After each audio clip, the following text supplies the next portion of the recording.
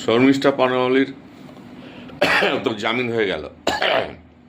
জামিন হলেও ওকে আবার কোর্টে হাজিরা দিতে হবে।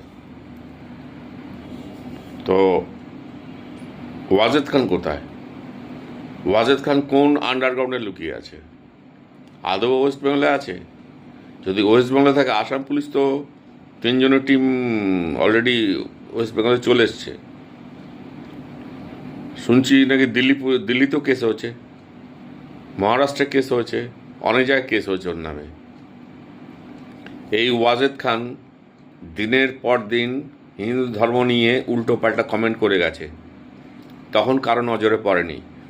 যখন শর্মিষ্ঠা পানাওয়ালি ইন্ডিয়া পাকিস্তানের যুদ্ধ নিয়ে কমেন্ট করলো, তখন ওয়াজেদ খানের চোখেই পড়ে গেল, আর ওয়াজেদ খানই ওর নামে এফআইআর করে দিল।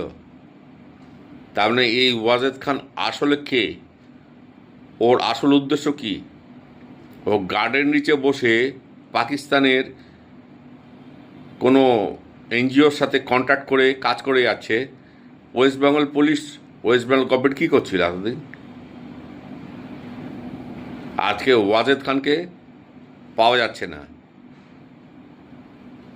ওয়াজেদ খান ঘুরে বেড়াও তুমি, ওর জামানা চলে গেছে। এখন হিন্দু ধর্ম নিয়ে বলতে গেলে একটু সাবধান হয়ে যাবে।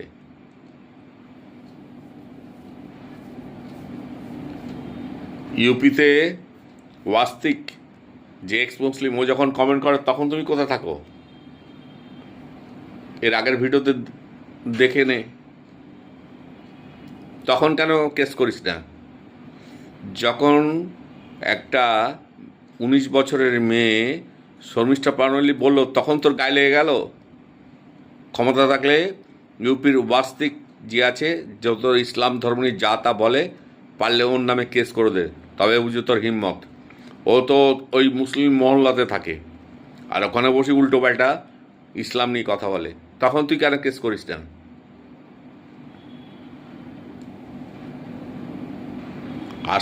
আসলে তোদের নজর হচ্ছে হিন্দু মেয়েদের দিকে।